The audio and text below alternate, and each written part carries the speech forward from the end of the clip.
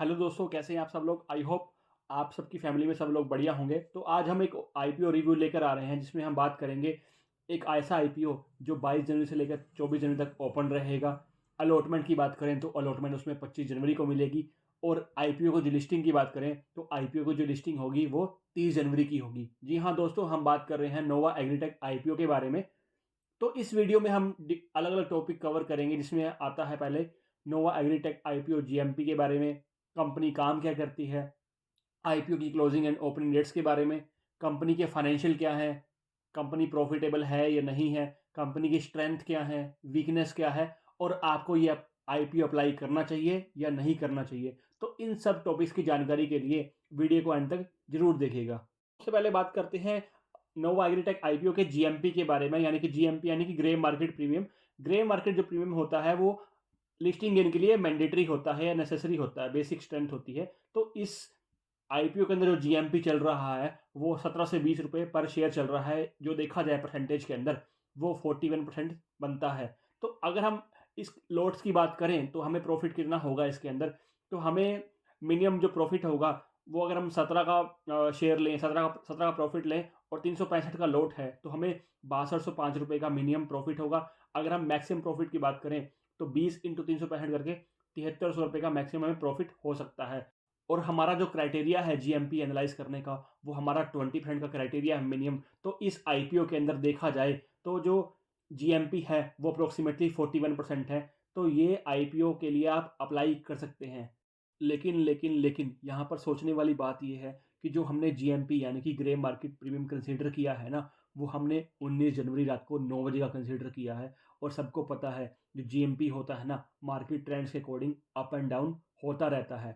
और इस आईपीओ की अप्लाई करने की फर्स्ट डेट 22 जनवरी है। तो हमें थोड़ा स्लो डाउन होना पड़ेगा, नज़र बना के रखनी पड़ेगी। बिकॉज आईपीओ में जो लिस्टिंग होती है ना वो first come first serve basis पे नहीं होती है। दोस्तों अब क्वेश्चन आता है नोवा एग्रीटेक है क्या। तो नोवा एग्री ग्रुप जो है एक ऐसा कंबाइंड ग्रुप है जो वर्सेटाइल रेंज ऑफ प्रोडक्ट बनाता है, जिसमें सोइल हेल्थ मैनेजमेंट हो गया, क्रॉप न्यूट्रिशन हो गया, क्रॉप प्रोटेक्शन हो गया और प्रिसीजन फार्मिंग के सोल्यूशन हो गए। इनके 3 कोर प्रिंसिपल हैं: बिलीफ, ट्रस्ट एंड क्रेडिबिलिटी। अब क्वेश्चन आता है कि नोवा एग्रीटेक जो है कंपनी वो काम कैसे करती है, क्या क्या पार्ट्स में काम करती है, कैसे काम करती है। तो ये कंपनी मैन्युफैक्चर करती है, डिस्ट्रीब्यूट करती है और मार्केट करती है बहुत सारे ऐसे प्रोडक्ट्स को, जिसमें सोइल हेल्थ मैनेजमेंट के प्रोडक्ट्स हो गए, क्रॉप न्यूट्रिशन के प्रोडक्ट हो गए, बायो स्टिमुलेंट्स हो गए, बायो पेस्टिसाइड के प्रोडक्ट्स हो गए, इंटीग्रेटेड पेस्ट मैनेजमेंट सोल्यूशन के प्रोडक्ट्स हो गए, न्यू टेक्नोलॉजी हो गई और क्रॉप के प्रोटेक्शन के प्रोडक्ट्स हो गए। यानी कि देखा जाए तो ये किसानों के साथ लिंक होकर उनकी जो ज़मीन है, खेती है, उसको बढ़ावा करने के लिए प्रोडक्ट्स में डील करती है। दोस्तों अब क्वेश्चन आता है कि नोवा एग्रीटेक ही क्यों। इसके डिफरेंट डिफरेंट रीजंस हैं। अगर हम प्रेजेंस की बात करें तो ये कंपनी 16 स्टेट्स में प्रेजेंट है और उसके पास 400 प्लस की ट्रेंड मैन पावर है अक्रॉस इंडिया के अंदर। ये कंपनी इंडिया के बाहर भी नेपाल को एक्सपोर्ट करती है और इनके जो एक्सपोर्ट का रजिस्ट्रेशन है वो इन प्रोसेस है श्रीलंका के लिए, बांग्लादेश के लिए और वियतनाम के लिए। तो दोस्तों अगर हम बात करें ये कंपनी न्यू टेक्नोलॉजी के ऊपर काम करती है, तो पहला पॉइंट इस आता है न्यू टेक्नोलॉजी के अंदर नोवा एग्री बोर्ड्स। यानी कि इन कंपनी के पास अपने ड्रोन्स अवेलेबल हैं जिससे वो एनालाइज कर सकते हैं कि किस एरिया के अंदर, किस फील्ड के अंदर कितने स्प्रे करने की ज़रूरत है। मतलब कि पेस्टिसाइड्स वगैरह हो गया या फिर दवाइयाँ छिड़काव करने के लिए इनके पास ड्रोन्स अवेलेबल हैं। इसके अलावा इनके पास बात करें तो इनके पास भू परीक्षक के नाम से kind of a soil testing device है, जिससे ये किसानों की किसी की भी ज़मीन का सोइल टेस्ट कर सकते हैं कि उसमें न्यूट्रिएंट्स हो गया, सोडियम पोटाशियम हो गया, कैल्शियम हो गया, कि उसमें nutrients, macro and micro nutrients कितने अवेलेबल हैं और क्या क्या न्यूट्रिएंट्स बढ़ावा देने की ज़रूरत है एक पर्टिकुलर ज़मीन के अंदर। तो ये टेक्निक जो है किसानों के लिए बहुत काम आती है। इसके अलावा इनके नोवा किसान सेवा केंद्र के नाम से भी केंद्र अवेलेबल हैं, जिसमें इनके कस्टमर केयर के सर्विस सपोर्ट बैठता है, जिसमें वो किसानों को गाइड करते हैं कि वो अपनी फसलों को बेटर तरीके से कैसे मैनेज कर सकते हैं, प्रोडक्टिविटी कैसे एनहांस कर सकते हैं।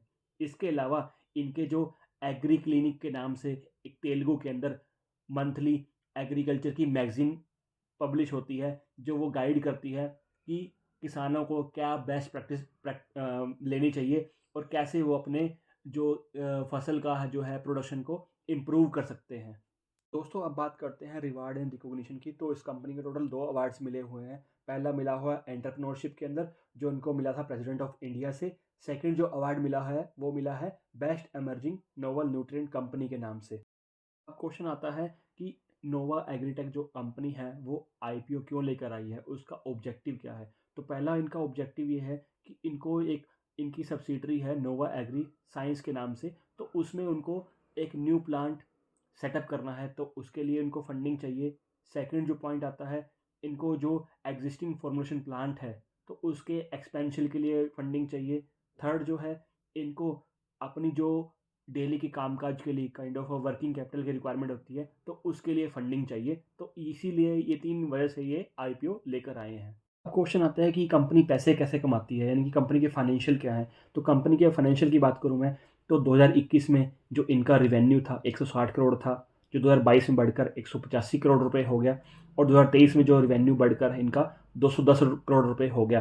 तो उसके बाद नेक्स्ट के 6 महीने में अभी इनका जो रिवेन्यू है वो 103 करोड़ पे चल रहा है। तो देखा जाए तो इनका रिवेन्यू है वो बढ़ रहा है, लेकिन अभी 6 महीने में आपको कम लग रहा होगा, बिकॉज़ क्योंकि ये जो 2023 के अंदर जो है 31 मार्च के बाद और 30 नवंबर के बीच में या 23 सितंबर के बीच में, तो ये सिर्फ 6 महीने का गैप है, ठीक है। और जो हमने पहले ही जो कंसिडरेशन किए हैं वो पूरे फाइनेंशियल ईयर के किए हैं, तो इसमें आपको इसलिए डाउन लग रहा होगा।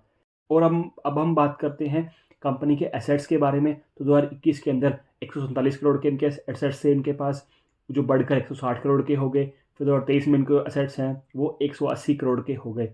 और अब देखा जाए 30/9/2023 यानी कि 30 सितंबर 2023 से तक इनके जो एसेट की वैल्यू है वो 196 करोड़ 37 लाख रुपए है। यानी कि देखा जाए जो इनके एसेट्स हैं वो बढ़ रहे हैं। अब आता है सबसे इम्पोर्टेंट पॉइंट, यानी कि कंपनी प्रॉफिट में है या नहीं है। तो अगर प्रॉफिट की बात करें तो इन 2021 के अंदर इनका प्रॉफिट 6.3 करोड़ था, जो एक साल बाद बढ़कर 13.69 करोड़ हो गया। यानी कि देखा जाए तो अप्रोक्सीमेटली इनका प्रॉफिट है वो डबल हो गया। और अगर बात करें 2023 के अंदर इनका जो प्रॉफिट है 20 करोड़ 49 लाख रुपए है, और 6 महीने के अंदर यानी कि 30 सितंबर 2023 तक इनका जो प्रॉफिट था 10 करोड़ 38 लाख रुपए था। तो देखा जाए अगर 6 महीने का और गैप लेते हैं तो यानी कि 31/3/2024 तक इनका रिवेन्यू 20 से 22 करोड़ तक रहने की उम्मीद है। तो देखा जाए जो इनके तीनों फाइनेंशियल हैं, प्रॉफिट हो गया, एसेट्स हो गया, और जो इनका रिवेन्यू है वो बढ़ रहा है, जो कि एक अच्छा साइन है इन्वेस्टमेंट करने के लिए। दोस्तों अगर हम बात करें RONW की यानी कि रिटर्न ऑन नेटवर्थ की, तो इस कंपनी का 32.08 है, जो देखा जाए बहुत हाई है as compare to the normal range. तो नॉर्मल रेंज बेसिकली क्या होती है ना, जो अगर किसी का कंपनी का RONW जो वैल्यू है 15% से लेस होता है ना, तो वो कंपनी फाइनेंशियली स्ट्रॉन्ग नहीं मानी जाती। और किसी कंपनी का अगर फाइनेंशियल बेसिकली RONW वैल्यू है जो 20% से ज़्यादा होती है, तो कंपनी फाइनेंशियल सक्सेसफुल मानी जाती है। तो इस कंपनी का जो RONW है वो लगभग 32.08 है, जो काइंड ऑफ अच्छा साइन है इन्वेस्टमेंट करने के लिए। दोस्तों अगर हम बात करते हैं ROE के बारे में यानी कि रिटर्न ऑन इक्विटी के बारे में, तो इस कंपनी की वैल्यू जो ROE के ऊपर डिफाइन की जाती है वो है 38.27%। जो जब भी हम पैसा इन्वेस्ट करते हैं IPO के अंदर, तो जो हम नॉर्मल रेंज कंसिडर करते हैं वो 15 से 20% होती है ROE के ऊपर, लेकिन इसमें जो वैल्यू है वो ROE 38.27% है, जो हाई है एक एवरेज वैल्यू से। तो ये भी काइंड ऑफ एक अच्छा साइन है इन्वेस्टमेंट करने के लिए। दोस्तों अब बात करते हैं नोवा एग्रीटेक IPO की डिटेल्स के बारे में। तो जो ये IPO है ये 22 जनवरी को ओपन हो रहा है और 24 जनवरी को ये क्लोज हो रहा है। और अगर हम बात करें प्राइस बैंड की, तो इस प्राइस बैंड का जो IPO है वो 39 से 49 रुपीज़ पर शेयर में अवेलेबल है। लॉट साइज की बात करें तो लॉट साइज आप इसका इसमें अंदर 365 रहने वाला है। तो देखा जाए आपकी मिनिमम इन्वेस्टमेंट रहेगी वो 14,235 की रहेगी, और अगर मैक्सिमम साइज की बात करें तो 965 रुपीज़ रहेगी। अब बात करते हैं एंकर इन्वेस्टिंग की। तो इस नोवा एग्रीटेक ने 43.1 करोड़ रुपीज़ उठाए हैं एंकर इन्वेस्टर से 19 जनवरी 2024 को।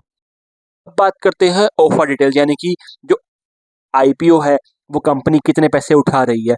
तो नोवा एग्रीटेक जो है वो इस आईपीओ से 143.81 करोड़ रुपीस उठा रही है, जिसमें वो पब्लिक को जो फ्रेश इशू करेगी वो 112 करोड़ रुपए का होगा, और जो ओएफएस है यानी कि ऑफर फॉर सेल है, यानी कि जो इनके एग्जिस्टिंग इन्वेस्टर्स हैं वो अपना बेच कर निकल रहे हैं, वो अप्रोक्सीमेटली 31.81 करोड़ की वैल्यू है। ठीक है, तो अगर हम बात करें प्री इशू शेयर होल्डिंग की इन्वेस्टर्स की, वो 84.27% है, और इस आईपीओ के आने के बाद जो उनकी शेयरिंग कैपेसिटी रह जाएगी वो 59.39% रह जाएगी। तो देखा जाए वो जो इन्वेस्टर्स हैं, एग्जिस्टिंग इन्वेस्टर्स हैं, अपना 25% शेयर डाइल्यूट कर रहे हैं, जो एक काइंड ऑफ देखा जाए एक अच्छा साइन है, बिकॉज मेजोरिटी जो होती है वो 51% की होती है, तो वो उनके पास ही रहेगी। दोस्तों अब आते हैं एप्लीकेशन डिटेल्स के ऊपर। तो आप एज अ रेगुलर पर्सन 39 से 41 रुपये का जो प्राइस बैंड है, आप उसके लिए 2 लाख तक अप्लाई कर सकते हैं। अगर आप हाई नेटवर्थ इंडिविजुअल हैं तो आप अप्रोक्सीमेटली 2 से 5 लाख रुपए तक इन्वेस्ट कर सकते हैं। अब आते हैं सब्सक्रिप्शन स्टेटस के ऊपर। तो अभी जो ये आईपीओ है 22 जनवरी को आ रहा है, तो अभी 2 दिन पड़े हैं, तो उसके बाद ही सब्सक्रिप्शन का स्टेटस हमें पता लग पाएगा। तो तब तक के लिए हमें वेट करना पड़ेगा, आंखें बना के रखनी पड़ेंगी, तभी हम इसको पता लगा पाएंगे कि इतना सब्सक्राइब चल रहा है इस आईपीओ के अंदर। दोस्तों अब क्वेश्चन आता है कि इस आईपीओ में हमें अप्लाई करना चाहिए या नहीं करना चाहिए। तो मैंने बहुत सारे फैक्टर कंसिडरेशन के अंदर लिए हैं इसके लिए। तो पहला पॉइंट जो मेरा आता है वो है रिटर्न ऑन नेटवर्थ। तो इस कंपनी की जैसे मैंने बात की थी, रिटर्न ऑन नेटवर्थ है वो 20% से ज़्यादा है, तो ये देखा जाए ये काइंड ऑफ अच्छा साइन है इन्वेस्टिंग के लिए। सेकेंड पॉइंट जो मैंने कंसिडरेशन में लिया है वो है आरओई, यानी कि रिटर्न ऑन इक्विटी। जो हमने बात की थी, एवरेज जो होता है 15 से 20% रहता है, लेकिन इस केस के अंदर वो 38.27 है, जो भी एक काइंड ऑफ अच्छा साइन है इन्वेस्ट करने के लिए। अब बात करते हैं ग्रे मार्केट प्रीमियम के बारे में। जो जीएमपी जो चल रहा है अभी करंटली वो 41% चल रहा है पर शेयर का, यानी कि अप्रोक्सीमेटली 17 से 20 रुपये आपके प्रॉफिट हो रहा है हर शेयर के अंदर। ठीक है, तो ये भी देखा जाए एक अच्छा पॉजिटिव साइन है इन्वेस्टमेंट करने के लिए।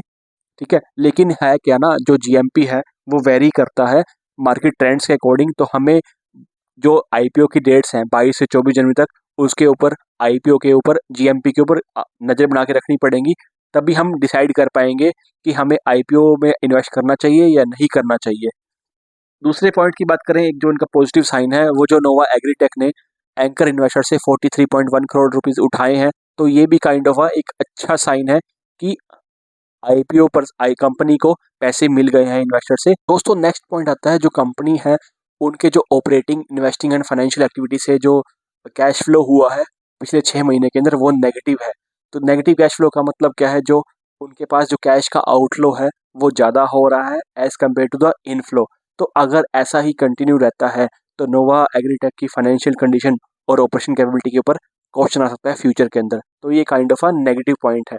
इसके अलावा जो सेकंड पॉइंट आता है, जो नोवा एग्रीटेक है, जो अपने जो इनके डीलर्स हैं, ठीक है, जो इनको क्रेडिट पेड देती है वो बहुत ज़्यादा बढ़ गया है। ठीक है, जो लास्ट टाइम 2022 2023 के फाइनेंशियल ईयर में जो साइकिल थी पेमेंट की वो 203 हो गई थी, जिससे क्या हुआ कि मतलब कि जो पेमेंट की साइकिल है वो बढ़ गई। अगर उसमें कोई डिफ़ॉल्ट होता है या कोई डीलर की पेमेंट डिले करता है तो ये कंपनी के ऊपर नेगेटिव इफेक्ट डालता है, कंपनी के कैश फ्लो एंड प्रॉफिटेबिलिटी के ऊपर, जो भी एक काइंड ऑफ है नेगेटिव पॉइंट है। थर्ड पॉइंट जो मुझे लगा नेगेटिव है, इसमें जो लेटेस्ट डिस्क्लोजर्स हैं, तो इसकी कंपनी के ऊपर जो उनके सब्सिडरी हैं या डायरेक्टर हैं उनके ऊपर लीगल प्रोसीडिंग चल रही है। अगर लीगल प्रोसीडिंग कंपनी के अगेंस्ट आती हैं तो ये भी कंपनी की फाइनेंशियल लायबिलिटी और कंपनी की रेपुटेशन को इफेक्ट कर सकता है। तो ये एक और नेगेटिव पॉइंट हो गया। और जो लास्ट मुझे नेगेटिव पॉइंट लगता है, एज पर सितंबर 30 2023 जो कंपनी के ऊपर लाइबिलिटीज़ हैं, बैंक्स की जो गारंटीज हैं वो 8 करोड़ रुपए की हैं। ठीक है, अगर कंपनी को ये पैसा इमीडिएट देना पड़ जाता है या फिर कंपनी के पास एडिक्वेट फाइनेंशियल रिसोर्सेज नहीं है तो कंपनी की फाइनेंशियल हेल्थ के ऊपर बहुत ही नेगेटिव इफेक्ट पड़ सकता है। दोस्तों अब देखते हैं कि कंपनी के जो पॉजिटिव हैं वो भी हैं और नेगेटिव हैं वो भी हैं। ऐसा नहीं कह सकते कि पॉजिटिव ज़्यादा है या नेगेटिव कम है, या नेगेटिव ज़्यादा है या पॉजिटिव कम है, दोनों काइंड ऑफ इक्वल है। तो इस आईपीओ के अंदर आपको अप्लाई करना चाहिए या नहीं करना चाहिए, तो उसके ऊपर आपको दो चीज़ों के ऊपर फोकस करना पड़ेगा। पहला है सब्सक्रिप्शन स्टेटस, यानी कि जो आईपीओ है कितने % सब्सक्राइब हो रहा है। दूसरा है ग्रे मार्केट प्रीमियम कि जीएमपी कितना रहा है। इसके टॉप ऑन दैट कि आपको एक फाइनेंशियल एडवाइजर से एडवाइस भी लेनी चाहिए इसके ऊपर। मतलब किसी के कहने से या किसी के बहकावे में आकर आपको किसी भी आईपीओ के अंदर कहीं भी इन्वेस्टमेंट नहीं करनी चाहिए। दोस्तों आज की वीडियो में इतना ही। कमेंट करके जरूर बताइएगा कि अगर आप हमारी आईपीओ रिव्यू की और वीडियो देखना चाहते हैं फ्यूचर के अंदर। अगर आपको हमारा कंटेंट अच्छा लगा तो आप लाइक कीजिए, सब्सक्राइब कीजिए एंड शेयर कीजिए। तो मिलते हैं आपसे नेक्स्ट वीडियो के अंदर, तब तक के लिए बाय बाय।